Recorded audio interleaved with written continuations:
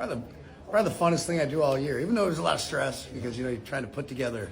It's not like once you format a show and you kind of go play some shows or do a little tour or whatever, there's not a ton of moving parts there. With this, it's like putting together a whole new thing for one night. Yeah. So there's a lot of work involved, but it's worth it at the end of the day to try to be pushing the needle not only of rodeo and all things cowboy, but also interjecting, trying to be P.T. Barnum and inject this level of entertainment that's just through the roof with the music and rock and roll. Of course, country music's always been associated more with rodeo, this, that, and the other, and I've stuck my hand in that cookie jar a couple times and come up with some nice cookies, but to really bring a little more energy than that, just kind of, it was said to me once to kind of have it be a little more disobedient, but still decent. Yeah. Well, I've been seeing you since the Warped Tour in the beginning. And of course, you've grown so much since then. A lot of people look up to you and they think, that's what I want to do.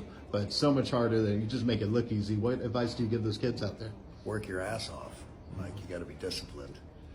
You can also, you can play as hard as you work, which I think I've proven.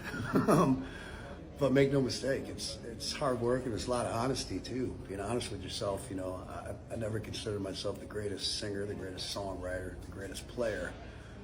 But I worked hard enough to be, hands down, I'll go head to head with anybody in the world, entertainment-wise, when it comes to putting on an event or a show. Yeah, and my co-host is Drew Pearson, one of our great Dallas Cowboys, caught the Hail Mary, went in the Hall of Fame. So we got to ask you your Hail Mary moment, which is that moment in your life or career, just had to go for it and it worked out for you. Which one? I feel like I Hail Mary every day. Man, the big ones early on were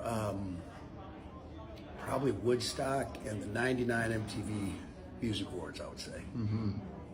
Well, part of that is that success mindset. What do you tell yourself that keeps you on the right path when things are tough? Nothing really. I just, for better or for worse, honesty. Some people hate it, some people love it, some people get butt sore when I'm too honest, but whatever, it's just all honesty. Yeah. Hey, last thing, so what are you looking forward to the most about this event? Because it's going to be incredible. I mean, of course, I look forward to the event itself and hopefully people walking out of there just with their lives, just being entertained at whatever level.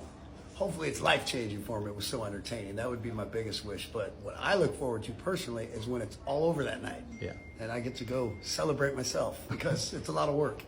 I love it. Hey, we'll be celebrating with you. Looking forward to it. Thank you so much for being with us. God bless.